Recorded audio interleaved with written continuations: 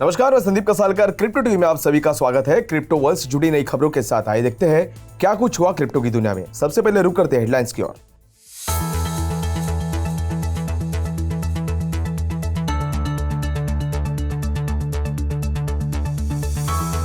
$660 million के loan को पे करने से चूकी 3 arrows capital.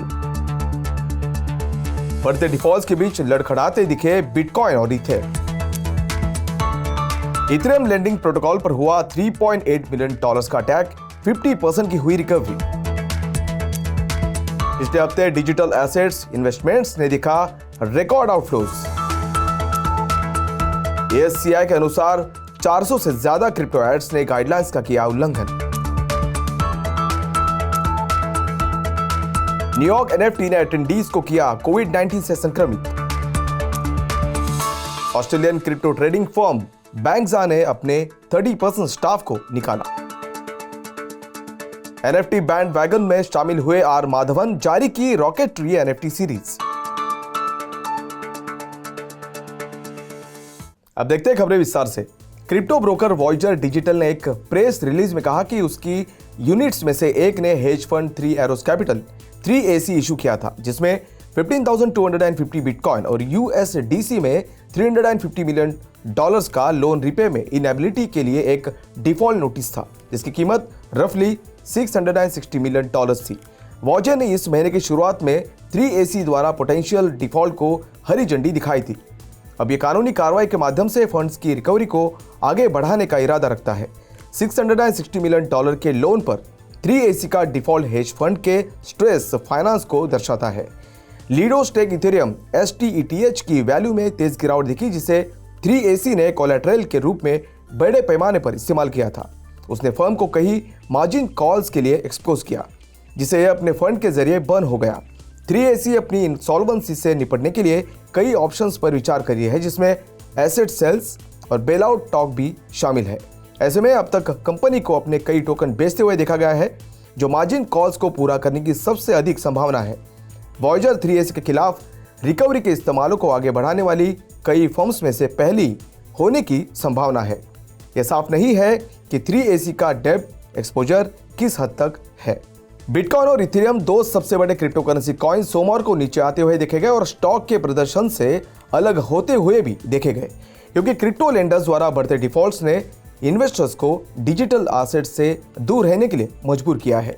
Crypto brokerage Voyager digital ने दिन की शुरुआत में 3 एरोज कैपिटल यानी 3AC को डिफॉल्ट का नोटिस जारी किया था, क्योंकि हेज फंड अपने 15,250 बिटकॉइन और USDC में $350 मिलियन के लोन्स पर रिक्वायर्ड पेमेंट्स करने में फेल रहा है।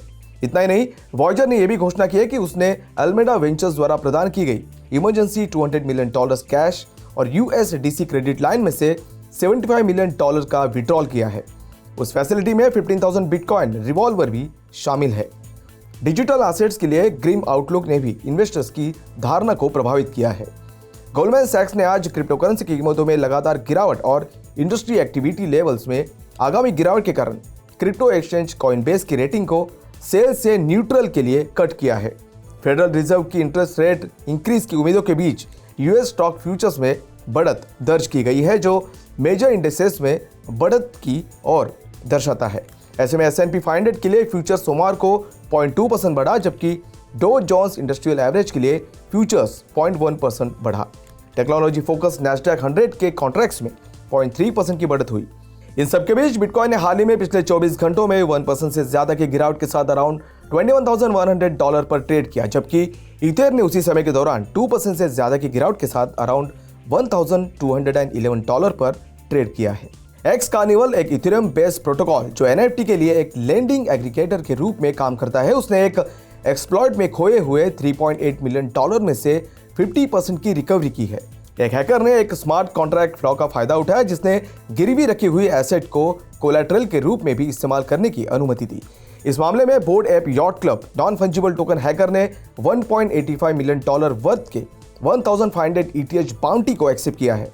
इसके बदले में $1.8 मिलियन वर्थ के 1467 ETH को रिटर्न किया और कोई लीगल एक्शन नहीं लिया। एक्स कार्निवल ने चोरी हुए ETH के 50% की वापसी के लिए बातचीत की। इथरस्कैन ट्रांजैक्शन से पता चलता है कि हैकर ने एक्स कार्निवल टीम द्वारा शेयर किए गए एड्रेसेस पर पहले ही 1467 ETH भेज दिए हैं। एक्स कार्निवल ने हमले का मुकाबला करने के लिए अपनी सर्विसेज के एक पोर्शन को टेम्पररी सस्पेंड करते हुए यूजर्स को हैक के बारे में लगातार इन्फॉर्म किया। एक्स कार्निवल स्मार्ट कॉन्ट्रैक्ट को भी सस्पेंड कर दिया गया है, जबकि सभी डिपॉजिट और बोरोइंग एक्शंस टेम्पररी सपोर्ट नहीं कर रहे हैं। डिजिटल एसेट इन्वेस्टमेंट प्रोडक्ट्स ने पिछले हफ्ते कुल $423 मिलियन का आउटफ्लो देखा है, जो रिकॉर्ड के बाद से सबसे बड़ा है। हालांकि आउटफ्लोज मैनेजमेंट के तहत सिर्फ 1.2% एसेट्स को रिप्रेजेंट करता है, जो फरवरी 2018 में बियर मार्केट के दौरान रिकॉर्ड की तुलना में कम है, जहां आउटफ्लोज AUM का 1.6% रिप्रेजेंट करता है। रीजनली आउटफ्लोज लगभग पूरी तरह से कनेडियन एक्सचेंजेस और एक स्पेसिफिक प्रोवाइडर से होता था। $423 मिलियन के आउटफ्लोज को स्ट्रिप आउट करने से पता चलता है कि दूसरे प्रोवाइडर्स ने कुल $70 मिलियन का टोटल इनफ्लो देखा, जो डिजिटल एसेट इन्वेस्टर्स के बीच हाईली पोलराइज्ड सेंटीमेंट को उजागर करता है। आउटफ्लोज पूरी तरह से बिटकॉइन पर फोकस था, जिसने हफ्ते के लिए टोटल $453 मिलियन का नेट आउटफ्लो देखा। ईयर टू डेट लगभग सभी इनफ्लोज को मिटा दिया है और टोटल बिटकॉइन AUM को $24.5 बिलियन पर छोड़ दिया है, जो 2021 की शुरुआत के बाद से सबसे लोएस्ट पॉइंट है। शॉर्ट बिटकॉइन ने पिछले हफ्ते पहले US based short investment product के लॉन्च के कारण टोटल $15 मिलियन की इनफ्लो देखी, जबकि पुराने शॉर्ट इन्वेस्टमेंट प्रोडक्ट्स में आउटफ्लोज देखा गया। ऐसे में इथेरियम में टोटल $11 मिलियन का इनफ्लोज देखा गया है, जो लगातार 11 हफ्तों के आउटफ्लोज के बाद पहला है। Advertising standards council of India यानी ASCI ने कहा कि अलग अलग सोशल मीडिया प्लेटफॉर्म पर डिजिटल इन्फ्लुएंसर्स द्वारा क्रिप्टो करेंसी से संबंधित 400 से अधिक विज्ञापनों ने 2022 के पहले 5 महीनों में उनके गाइडलाइंस का उल्लंघन किया था। जनवरी से मई 2022 के बीच ASCI को 453 कंप्लेंट्स मिली। उनमें से 419 को एक या एक से अधिक क्रिप्टो या इन्फ्लुएंसर क्राइटेरिया का उल्लंघन करते हुए पाया गया, जिसमें ज्यादातर शिकायतें सोशल मीडिया इन्फ्लुएंसर्स के खिलाफ की गई थी। गाइडलाइंस जो 1 अप्रैल को लागू हुए सभी VDA प्रोडक्ट्स और सर्विसेज को डिस्क्लेमर से जाने के लिए अनिवार्य कर दिया, जिसमें लिखा था कि क्रिप्टो प्रोडक्ट्स और NFT अनरेगुलेटेड है और अत्यधिक जोखिम भरे हो सकते हैं। इस तरह के ट्रांजैक्शन से किसी भी नुकसान के लिए कोई रेगुलेटरी सहारा नहीं हो सकता है। ASCI एक सेल्फ रेगुलेटरी बॉडी है और इसके गाइडलाइंस कानूनी रूप से बाइंडिंग नहीं है।